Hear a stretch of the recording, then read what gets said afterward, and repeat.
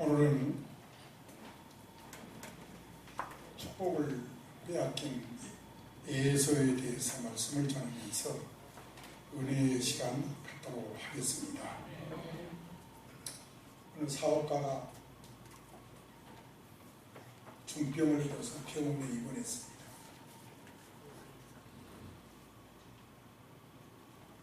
수술을 여러 차례 받으면서 병마와 싸우는데요.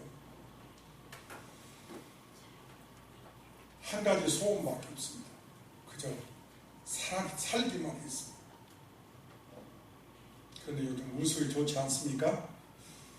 돈을 많이 들이고 또 좋은 의술로 치료를 받아서 건강을 찾게 되었습니다. 그리고 퇴원해서 집에 왔는데 그동안 수고하고 땀 흘려 있는 사업이 엉망이 되었습니다. 그동안 어떻게 일군 건데 그래서 너무너무 마음이 아파서 원망, 하나님 원망, 사람들 원망 하고 있는데 사랑하는 친구가 마치 그때 찾아왔습니다. 자세히 보니까 옥발을 이렇게 짚고 있는 거예요. 사연을 들어보니까 교통사고를 당해서 다리 하나를 잃어버렸다고. 그런데 껄껄껄껄 웃으면서 밝은 음성으로 하는 말이, 여보게, 내가 비록 목발을 짚고 있지만 다리 하나를 잃어버렸기 때문에 어쩔 수 없이 목발을 짚고 있지만 생명을 있게 하신 하나님께 감사하고 있다네. 그 말을 어떻게 그렇게 밝게 웃으면서 하는지 이 사람이 거기서 깨닫습니다. 내가 언제는 병원에서 살려만 주면 했는데 나는 멀쩡하게 두 팔도 있고 건강도 찾았는데 왜 나는 이렇게 불평하고 원망만 했나. 그리고는 무릎 꿇고 회개하고 하나님 이제 감사하고 기뻐하겠습니다. 그러면서 남은 여생을 살았다고 합니다. 가장 불행한 사람이 누굴까? 복을 못 받은 사람이 아닙니다. 가장 불행한 사람은 복이 뭔지를 깨닫지 못한 사람입니다. 행복하게 살면서도 그 행복이 뭔지를 알지 못한 사람이 불행한 사람입니다. 여러분, 행복은 소유나 환경에 있는 것이 아닙니다. 깨달음에 있습니다. 오늘 말씀을 듣고 여러분이 깨달으면 행복해지는 것입니다. 여러분, 모나리자 아시나요? 그림 올리려다가 문제는데요. 이 모나리자의 덫이라는 이야기가 있습니다. 무슨 말이냐면 여자가 함정을 파놓고 기다린다는 의미죠. 늘 미소 짓고 있는 그 모나리자처럼 쉬운 여자가 되지 말라, 그런 뜻입니다. 한번 따라합시다. 모나리자의 덫. 여자가 쉬운 여자가 되면 안 되죠. 착한 여자와 쉬운 여자는 같은 뜻이 아닙니다. 중심이 있는 여자가 착한 여자예요.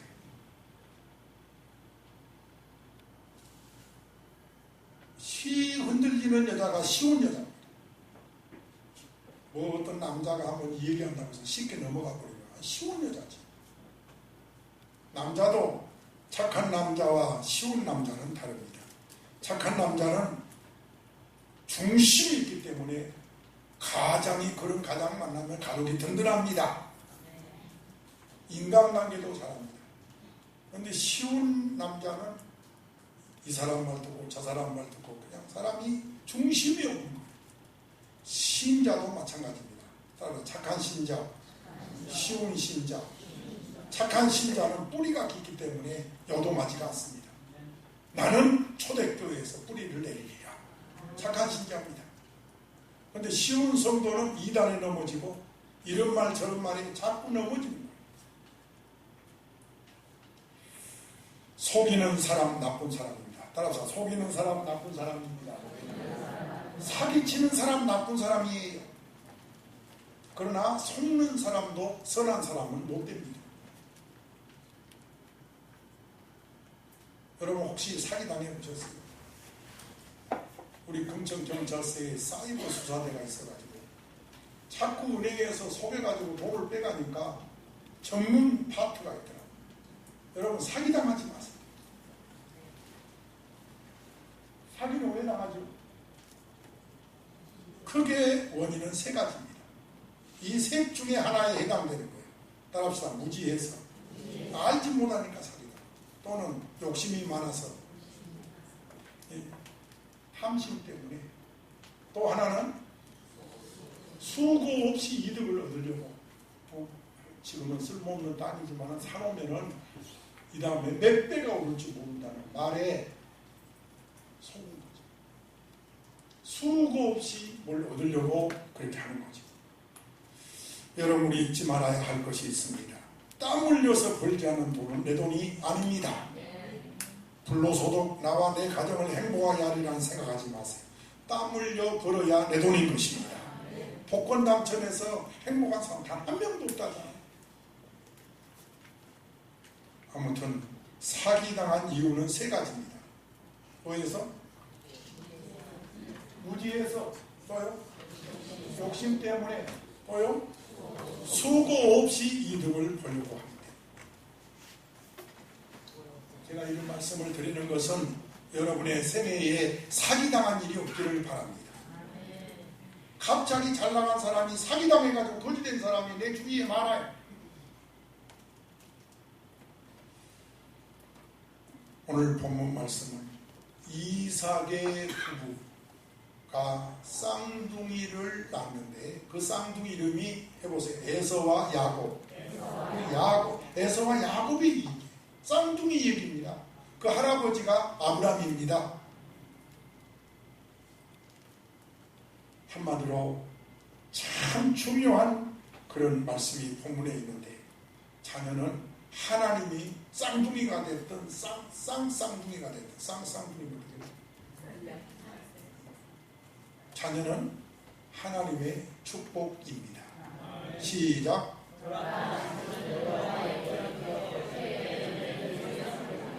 이삭의 가정에 쌍둥이를 주셨으니 큰 축복입니다. 쌍둥이 형이고 쌍둥이 동생이고 보니 이 에서하고 야곱은 이 형이고 동생이라는 관념이 좀 희박합니다. 이런 관계에서 동생 야곱은 장자권을 시기합니다. 기껏해야 몇 분 일찍 나온 형인데 뭐 한 살 더 먹었으면 몰라. 내가 팔꿈치 잡고 나왔는데 뭐 이러면서 형을 우습게 여깁니다. 27절 읽어볼까요? 여러분 창세기 25장 다 펴놓으시고 27절 읽겠습니다. 시작이요.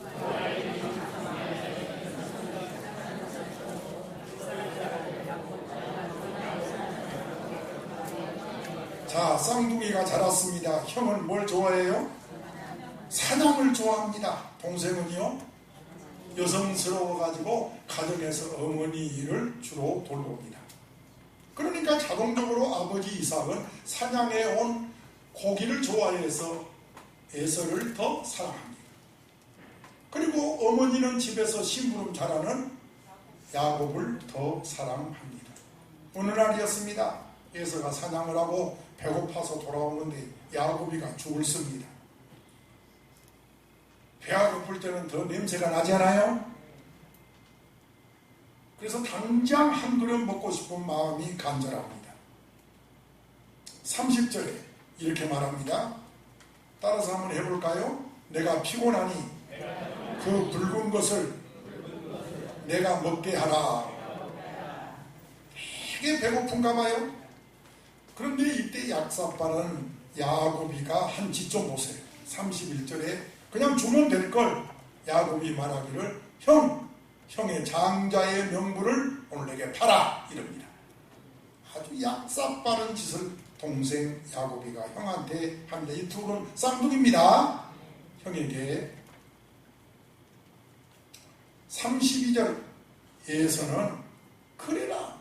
내가 지금 현재 배고픈데 그 장자권이 뭐냐? 죽게 되었으니 이 장자의 명분이 내게 무엇이 유익하리요 합니다. 33절 야곱이 한마디 더 합니다. 형 그러면 맹세해. 또 어리석은 에서는 맹세를 하고 장자의 명분을 야곱에게 팝니다. 뭐다 한 그릇에? 팥죽 한 그릇에. 그 소중한 장자권을, 아브라함의 가계를 이어가는 축복을 팔아버립니다. 34절 끝에 있는 말씀을 따라서 읽겠습니다. 마지막 절 끝에 있는 말씀. 에서가 장자의 명분을 가볍게 여김이었더라. 상속자의 복을 가볍게 여긴 거예요. 동생 야곱에게 장자권을 사기당합니다. 빼앗기고 맙니다. 문제는 뒤늦게 에서가 깨달았다는 거예요. 그 소중하다는 것을 뒤늦게 깨닫고 괜히 지가 잘못했으면서 야곱을 미워하고 심지어 동생인데 막 죽이려고 합니다. 증오와 원한을 품고 평생을 슬프게 살아갑니다. 저를 보세요. 프랑스 소설 가운데 그림자를 판 사나이라는 소설이 있어요. 여러분 밖에 나가면 뭐가 따라다니죠? 여러분 각자 다 있잖아요. 뭐가 따라다녀요? 그림자가 따라다녀요. 그런데 이 소설의 주인공이 슐레밀이라는 사람인데 함부르크 그 부잣집에서 파티하는데 회색 옷을 입은 신사가 와가지고 내가 그 말을 돈을 줄 테니까 당신 그림자를 팔아라, 이런 소설이에요. 이 슐레밀은 가난의 실증을 느낀 사람이기 때문에 그러나 그 그림자, 그리고 사내는 돈을 주고 그림자를 사서 뚫뚫뚫뚫 말아가지고 그리고 자루에 넣고 사라집니다. 그 말을 소유한 이 슐레밀이라는 사람은 행복이 오래가지 않습니다. 왜냐하면 사람들이 그림자가 없다고 놀려드립니다. 그리고 심지어 그림자가 없으니까 슐레밀이가 오면 유령이라고 다 무서워합니다. 그렇죠? 그림자가 없으면 유령이잖아요. 그래서 슐레밀은 낮에 밖에 나갈 수 없어요. 사람들이 놀래고, 배우자 약혼자도 떠나버립니다. 홀로 된 이 슐레밀가 마지막 친구한테 이런 말을 남깁니다. 사람들한테 앞으로 사람들 틈에서 잘 살려면은 따라합시다. 먼저 그림자를, 그 다음에 재물을 사랑하라고 해라. 자기 경험입니다. 나는 그림자가 그렇게 중요한지 몰랐다. 그런데 재물보다 더 중요한 것이 그림자더라. 그런 소설이에요.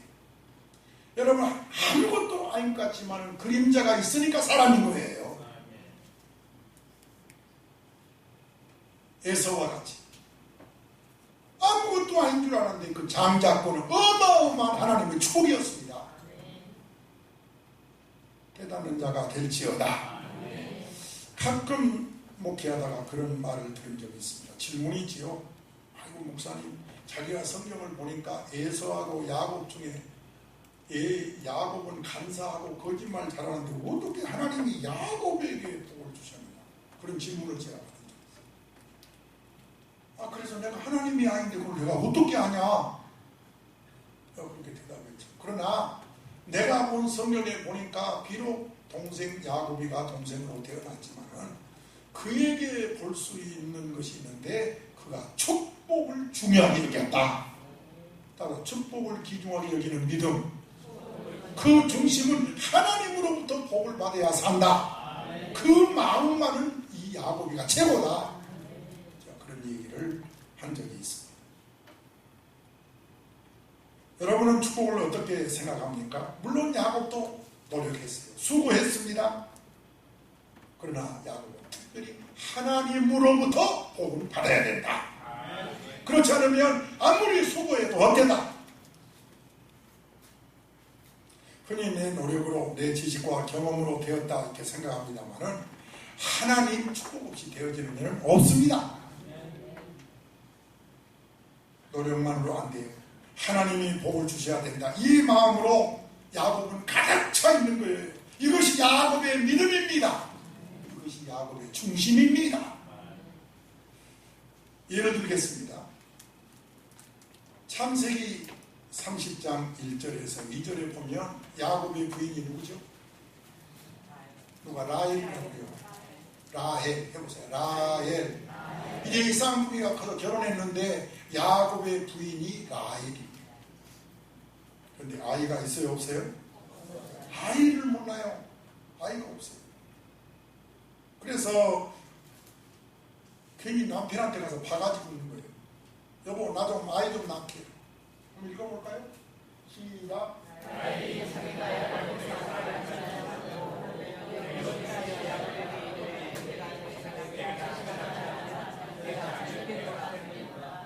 아니 여러분, 어떻게 이런 황당한 말이 어디 있어요?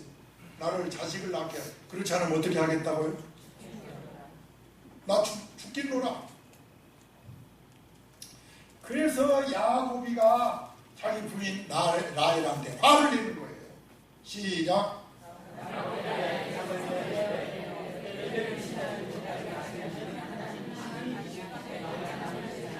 여기서 우리는 야곱의 믿음을 찾아야 됩니다.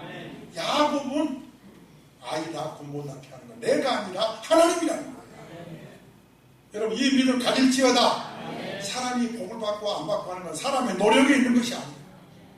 결혼을 해서 한 방에 간다고 그냥 자연히 아이를 낳는 것이 아니라 야곱의 믿음은 자녀도 하나님이 주셔야 된다.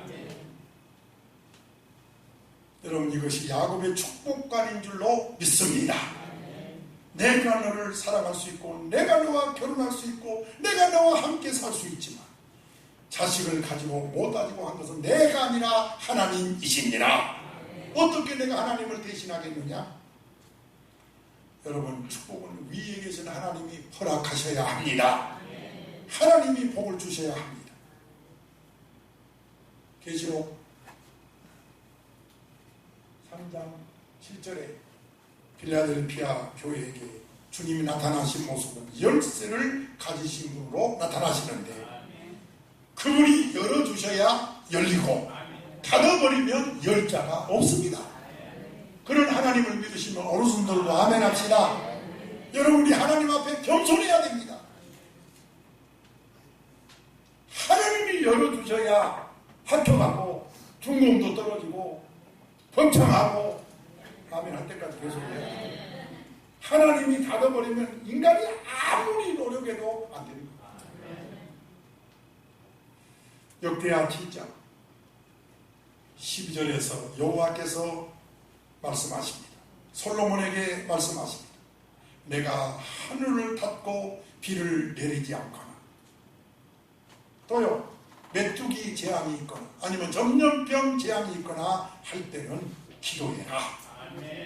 그러면 하나님이 들으시고 모든 죄를 사함과 동시에 고쳐주시리라. 모름지기 하나님과 관계에서 바로 돼야 됩니다. 하나님이 축복해 주시고 하나님이 문을 열어주셔야 되는 거예요. 이 신앙이 야곱의 신앙입니다. 비록 그가 동생으로 태어났지만 할렐루야, 장자가 되어야 복을 받는다는 거예요. 형에서는 그것을 무시하고 경홀히 여겼고 야곱의 믿음은 장자의 고난을 귀중하게 여긴 것입니다.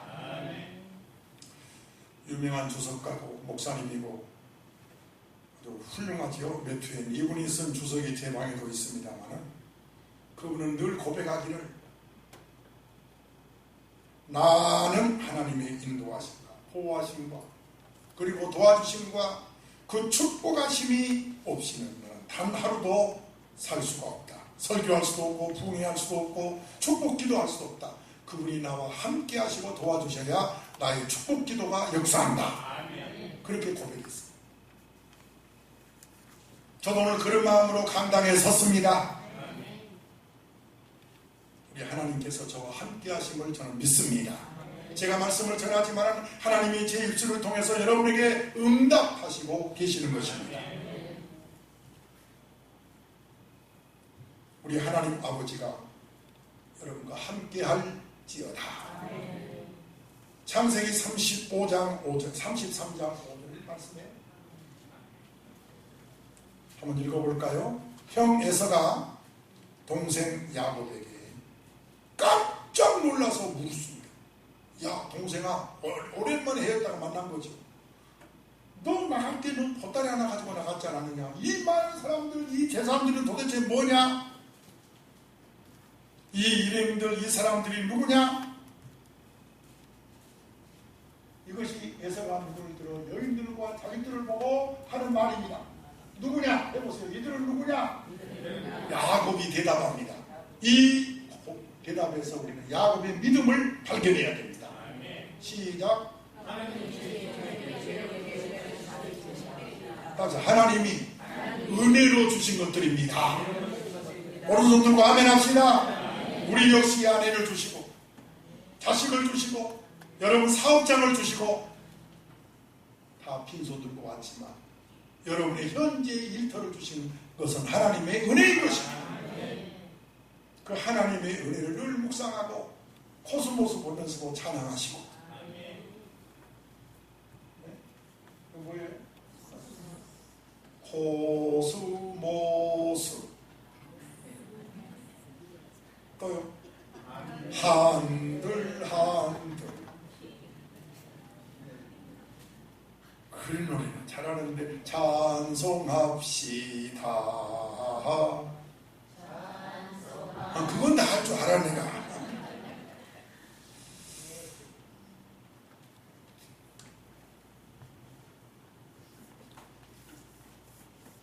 나 스스로 수고도 많이 하겠고 노력도 많이 하겠지만 그건 아무것도 아니에요. 하나님의 은혜로 주신 것입니다. 야곱은 하나님으로부터 받아서 하는 일마다 형통해서 부자가 되었습니다. 자식도 축복을 얻었고 하는 일마다 형통해서 큰 물질의 복도 받았습니다. 거기다가 영적인 복까지 받았어요. 이것이 장자의 축복이에요. 야곱이 복을 빌면 그가 복을 받습니다. 야곱 자손에게서 메시아가 탄생합니다. 이것이 장자의 복이에요. 아브라함의 그 가계의 계보를 이어가는 사람이 아브라함, 이삭에서 이렇게 가야 되는데 야곱 이렇게 가는 거예요. 이것이 하나님의 축복인 줄 믿으시기 바랍니다. 창세기 28장 13절 14절 맞습니까? 여호와께서 야곱에게 말씀하십니다. 뭐라고 말씀하세요? 내가 누워있는 땅을 너와 내 자손에게 주리라. 내 자손이 뒷걸같이 되어서 동서남북에 편만할지라. 이때만 하더라도 야곱은 혼자 몸이었습니다. 땅의 모든 족속이 너와 내 자손으로 말미암아 복을 받으리라. 야곱의 바로 믿음은 장자의 명분을 귀중히 여겼기 때문인 것입니다. 반대로 에서는 귀중한 그 장자의 명분을 본문 다시 한번 34절 끝에 있는 말씀 시작. 에서가 장자의 명분을 가볍게 여겼더라. 본문에서 중요하게 생각하는 것은 에서의 실수가 아닙니다. 바로 장자의 명분을 가볍게 여겼더라 입니다. 한마디로 신령한 복을 보는 눈이 없었던 거예요. 보는 거. 해보세요. 보는 거. 구체적인 거.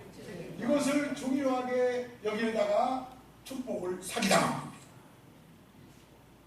첫째는 물론 장자권을 경히 여겼다가 사기당했지만 두 번째로는 육적인 것, 신령한 것 이것을 비교하지 못하고 구분하지 못하고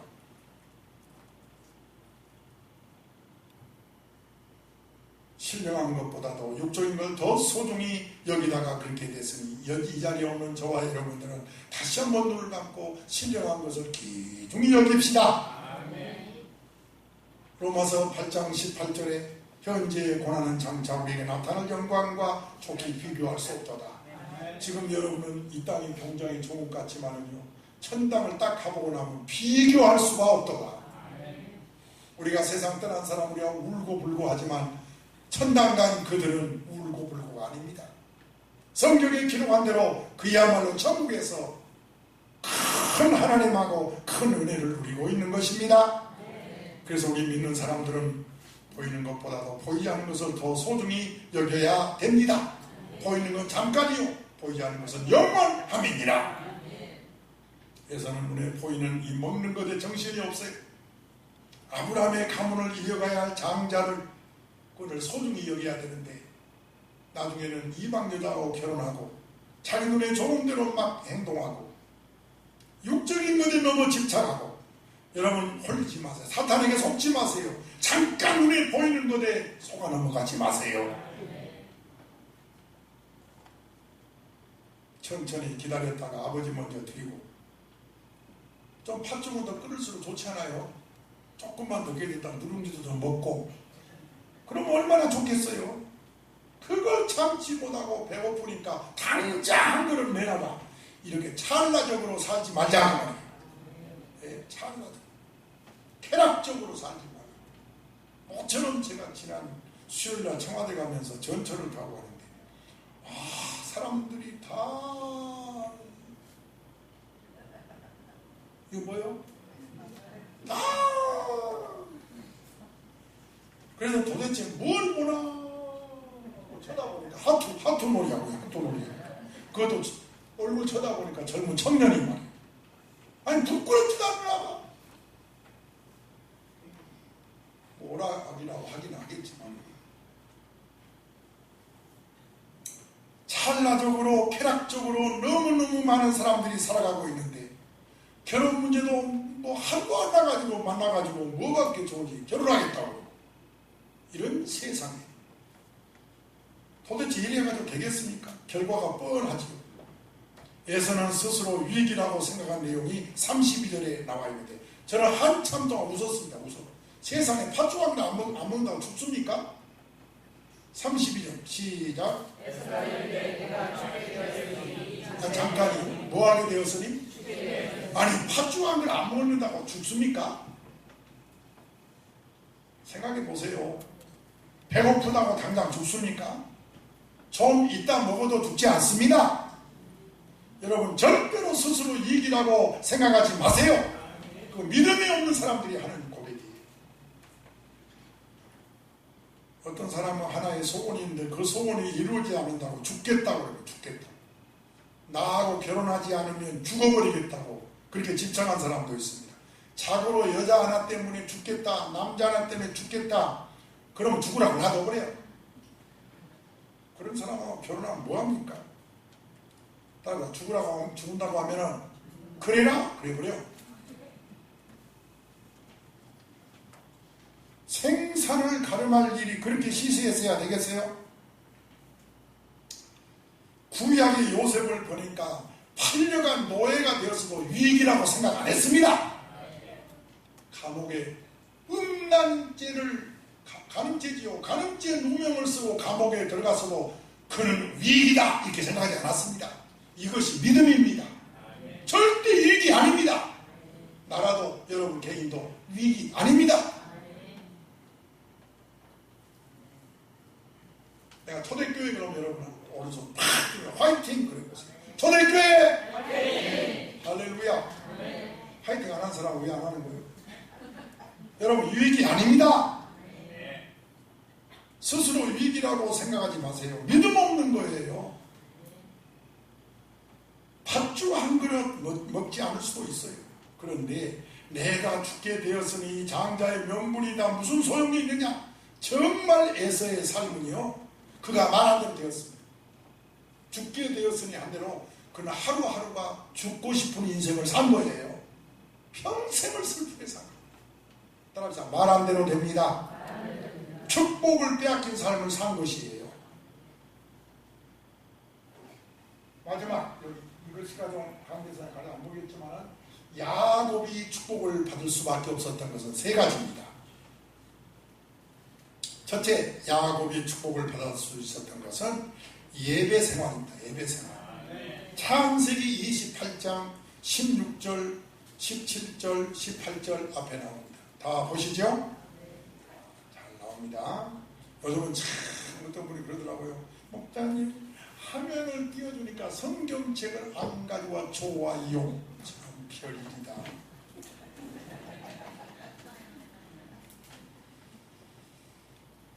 자, 야곱이 아침에 딱 일어나 보니까 하나님이 여기 계시는데 내가 알지 못하였구나. 그리고 그곳을 뭐라고 하냐, 하나님의 집이로다. 해보세요. 하나님의 집이로다. 그리고 야곱이 벌떡 일어나서 베개에 있던 것을 탁 세워놓고 기름을 부은 다음에 혼자 하나님 앞에 예배를 드립니다. 꿇 엎드려 하나님 앞에 예배를 드립니다. 예배는 하나님께 대한 나의 믿음을 보여주는 소중한 응답인 것입니다. 여러분, 이 자리에 앉아있는 예배가 분명히 한 주간 축복으로 연결됩니다. 예배를 빠지니까요, 한 주간이 지옥입니다. 로마서 12장 1절에 시작이요.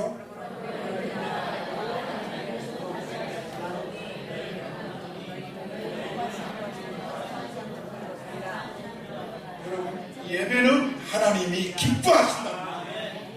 이걸 아시죠? 지금 여러분이 드리는 예배를 하나님이 기뻐하신다. 예배까지 빠지면서 뭐 사업하러 가고 누구 만나러 가고 어디 여행하고.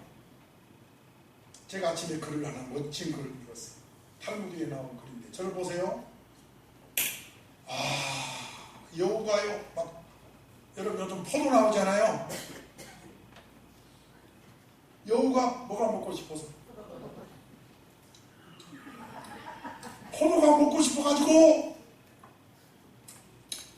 그런데 들어갈 수가 없어요. 워낙 철조망이요 챙챙챙챙 쳐져가지고 여우의 몸으로는 포도밭에 들어갈 수가 없어요. 그래서 막 돌아다닙니다.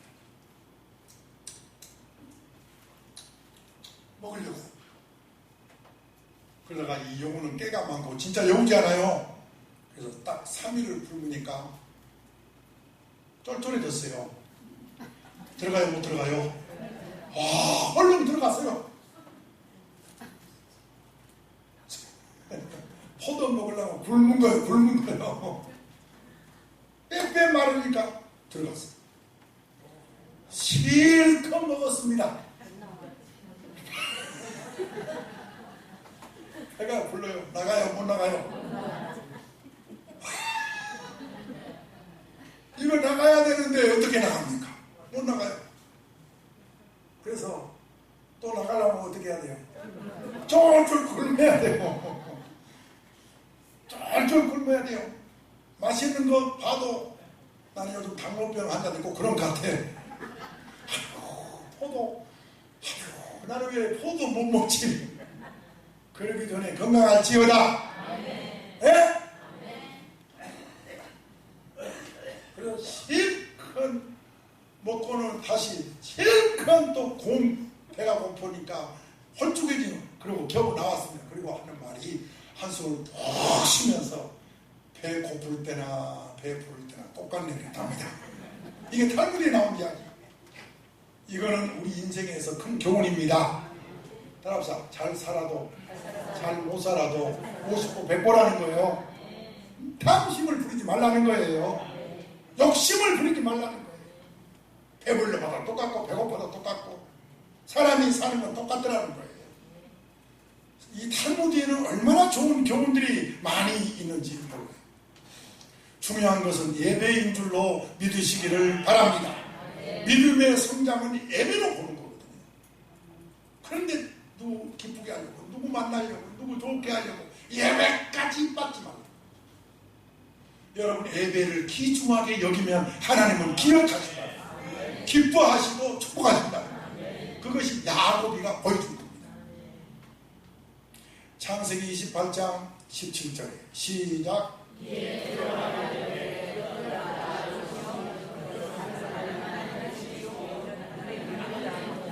우리 초대교회는 하나님의 집인 줄로 믿습니다. 하나님께 예배 드리는 곳이란 말이죠. 하나님을 만나는 곳, 은혜 받는 곳, 이곳 예배당에서 예배 드림으로 하나님이 기뻐하는 야곱이 될지어다. 두 번째로 야곱이 축복을 받을 수 있었던 것은, 여기 두 번째입니다. 뭐라고 써 있느냐? 따라 11조를 기중히 여겼다. 야곱은 예배를 기중히 여겼고 그 다음에는 11조를 기중히 여겼습니다. 창세기 28장 22절에 그렇게 써 있습니다. 다 같이요.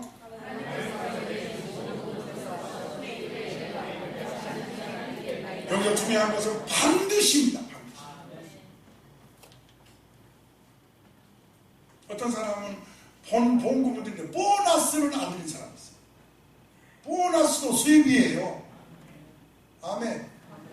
용돈도 수입이에요. 여러분, 하나님 것이라고 했어요. 사실 10개가 다 하나님 것입니다. 그런데 우리 하나님은 우리 보고 9은 네가 가져라 했어요. 하나만 나한테 드려라. 그것이 10분의 1인 줄로 믿습니다. 에서는 분명히 복을 받을 사람이. 그런데도 사기를 당하고 맙니다. 빼앗기고 맙니다. 너무너무 마음이 안타깝습니다. 그것은 그가 하나님의 축복을 소홀히 여겼기 때문에. 그런데 야곱은 복된 자가 됩니다. 원래 복받은 자가 아니에요. 왜? 그는 11조를 귀중하게 여겼습니다. 이제 이 얘기하고 이제 마칠 시간인데요. 이 러시아에서 한 사례가 우리 박근혜 대통령이 이번에 러시아 대통령하고 정치적인 만남이 있었는데, 이 러시아는 세계 미국과 더불어 옛날에 쌍벽을 이뤘잖아요. 소련 때. 지금은 러시아지만 이 러시아라는 나라는 세계의 강국입니다. 근데 한 사내가 이곳에 이곳 나라에 태어났습니다. 그런데 이 외모가 너무 못생긴 거예요. 우선 콧구멍이 너무 커. 저도 콧구멍이니까 죄송합니다. 그런데 저보다 훨씬 커. 거기다 입술이 얼마나 두터운지 다니면 털렁 그래. 그리고 이 눈이, 이거 눈이 아니야. 무슨 아주까지까지 조그매 눈이. 지금 러시아에서 한 사내가 태어나는데 그 예보를 얘기하는 거예요. 그리고 보통 이 손발이 이렇게 평균해야 되는데 다른 사람보다 한 뼘은 더 길어. 팔다리가, 다리도 길고 팔도 길고. 그래서 자라면서 아주 그냥 예모에 이 콤플렉스가 있어가지고 사람들 안 만나고 그냥 한 구석에만 있으려고 그러고, 그러다가 전도를 받고 하나님을 믿어라, 하나님을 바라봐라. 그래서 하나님 믿게 돼. 할렐루야. 이 사람이 그러니까 하나님 믿으니까 간절히 기도하잖아요. 그래서 하나님처럼 예모로는 절대로 행복할 수가 없습니다. 저희 기도를 베풀어 주세요. 저 예모도 아름답게 해주세요. 그러면 제가 모든 걸 바쳐서 하나님을 기쁘게 해드리겠습니다. 은혜 주세요. 그러고 기도했어요. 그런데 기도 응답이 없어요. 예모가 변합니까? 그런데 계속 기도했더니 하나님께서 그에게 천부적인 문학 재주를 줍니다. 문학적인 재질을 발휘하게 합니다. 그러다 보니까 선천적으로 가지고 오는 예모 캠플럭스가 없어져 버렸어요. 바로 그 사람이 누구냐? 러시아가 자랑한 대문호 톨스토이입니다. 누구라고요? 사람들이 톨스토이 하면은 예모가 못생겼단 말 하는 사람 단 한 명도 없어요. 그는 세계에서 가장 뛰어난 대문호 이렇게 기억합니다. 이것이 하나님의 은혜인 것입니다. 하나님은 아무리 예모가 못생겼어도 신앙으로 기도한 자에게 축복을 강구하는 자에게는 예모가 변한데도 그 열sem을 변화시켜버린다는 거예요. 중요한 것은 중심인 줄 믿습니다. 제가 기독교 방송을 보니까 어느 분이 꿈 얘기합니다. 자기 꿈을 꿨대요. 근데 무슨 꿈을 꿨냐고 아나운서가 그러니까 자기가 꿈을 꿨는데 옆에 있는 이웃 사람들이 자기에 대한 평가라 그러면서 점수를 매겨가지고 줬다는 거예요. 꿈에. 그래서 주니까 몇 점인가 궁금하잖아요. 그래, 이웃 사람들이 나를 몇 점 줬을까? 그래도 내가 교회도 다니고 착하고 거짓말도 안 하고 선하고 이웃도 사랑하고 그러니까 90점은 넘겠지. 그러고 탁 보니까 70점이 조금 넘더래야.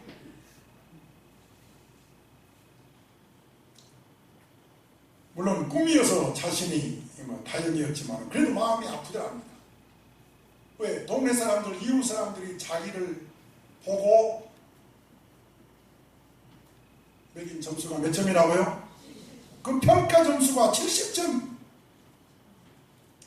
그래, 이것이 내가 살아온 나의 모습이라는 말인가. 그러면서 깨달아지기를, 그러면 하나님이 나를 볼 때 내가 몇 점인가, 이게 생각나더라는 거예요. 해보세요. 하나님이 나를 볼 때 몇 점일까? 이게 생각이 나더라.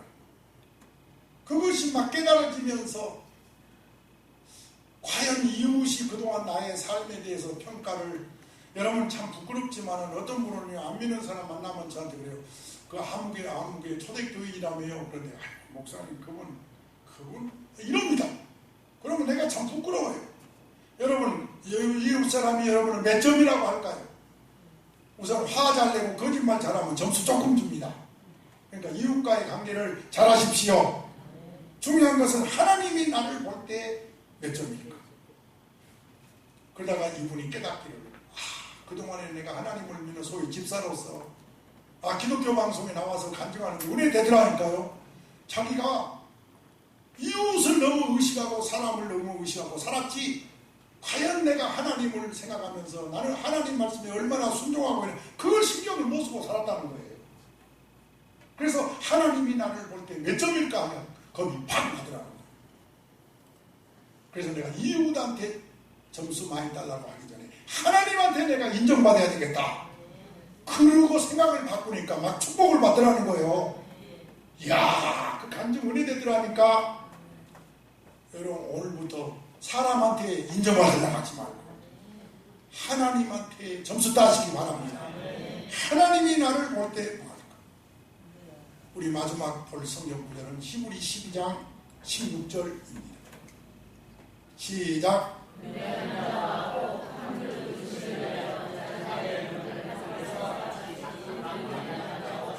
여러분 중에는 한 사람도 에서와 같은 망령된 자가 없기를 주 예수의 이름으로 축복합니다. 야곱처럼 축복이 중요하지 말고 그 축복을 귀중히 여기는, 그리고 힘쓰고 애쓰는 여러분이 돼서 이 땅에 사는 동안에도 축복을 받고, 그리고 이 땅을 떠날 때 천국 가는 저와 여러분 되시기를 주 예수의 이름으로